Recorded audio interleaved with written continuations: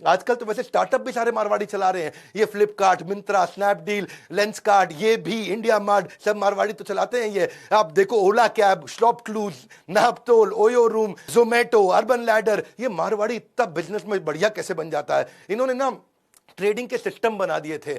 और ये राजस्थान की रेत की कम्युनिटी से, डेजर्ट से निकल के आए हैं। ये कंजूस नहीं होते हैं, ये पैसे की वैल्यू को समझते हैं, फाइनेंस के जीनियस होते हैं। ट्रेजरी मैनेजमेंट बोलते हैं इसको। ट्रेजरी मतलब ट्रेजर पड़ा हो, उसको कैसे मैनेज करना है, इन्वेस्टमेंट कैसे करनी है, फंड कैसे मैनेज करना है। एक मिनट भी पैसे को खाली नहीं छोड़ते हैं।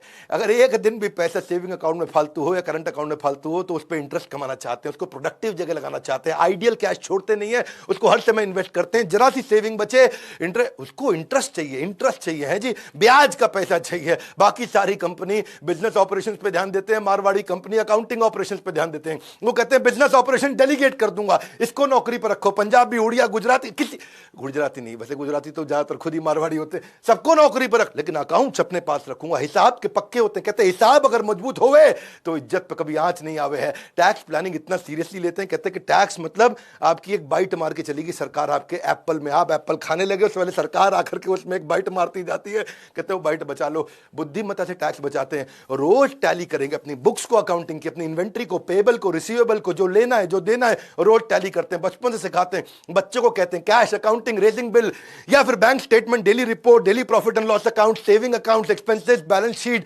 सेल्स, ये सब वैसे सीखे बिरला बोलते थे। मेरे को 12 साल की उम्र में सिखा दिया था। एक बार एक मारवाड़ी अमिताभ बच्चन के यहाँ कौन बनेगा करोड़पति पहुंच गया। बच्चन साहब बोले, भाई साहब आप 1 करोड़ रुपया जीत चुके हैं, अब क्या करेंगे। बोला सबसे पहले पीछे गिनूंगा। हाँ पूरा दे रहा है कि नहीं। कहते शेर के बच्चे को शिकार और मारवाड़ी के बच्चे को व्यापार सिखाया नहीं जाता है। फाइनेंस के लेसन सीखो। जो जीडी बिरला हुआ करते थे वो कहते थे अकाउंट्स को हमेशा अपडेट रखना है।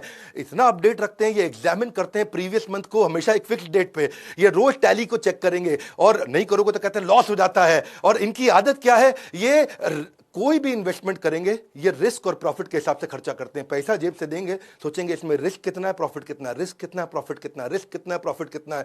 10 रुपया देते वक्त भी ये सोचते हैं। आदत ऐसी है इनकी, हर एक चीज को उसी लेंस से, उसी चश्मे से देखते हैं। अगर कोई चीज जस्टिफाई नहीं करती हो ना अपनी कीमत को, तो दुनिया का सबसे अच्छा सेल्समैन आ जाए इनको माल बेच नहीं सकता। ये अगर फ्रिज खरीदने जाएंगे, कीमत जस्टिफाई नहीं करेगा, अगर उसके बाद कोई भी सेल्समैन आ जाए इनको नहीं बेच सकता। ये पहले अर्न करते हैं, बाद में स्पेंड करते हैं। और अमेरिकन या हमारे देश में कई पंजाबी लोग देखो, पहले स्पेंड करेंगे क्रेडिट कार्ड में, बाद में अर्न करते रहेंगे। ये हर्डल रेट कैलकुलेट कर लेते हैं इंटरेस्ट का। कभी इंटरेस्ट का रेट क्या है, मैम जो इंटरेस्ट 12% है, तो फिर देखेगा मेरे धंधे के अंदर मार्जिन कितना है, मार्जिन 20% है, तो कहता है खाली 8% बचेगा। और अगर केवल धंधे में 8% बचेगा, धंधा करने का फायदा ही नहीं है। उससे अच्छा तो मैं पैसे को लगा दूं और इंटरेस्ट कमा लूं। लॉन्ग टर्म में इन्वेस्ट करते हैं ये हर चीज में। ये भी एक बड़ी चीन की आदत है। कंपाउंडिंग की ताकत को जानते हैं। जैसे कंपाउंडिंग ग्रोथ पे, कंपाउंडिंग इंटरेस्ट पे, कंपाउंडिंग अर्निंग पे मैं एक वीडियो पहले भी बना चुका हूं।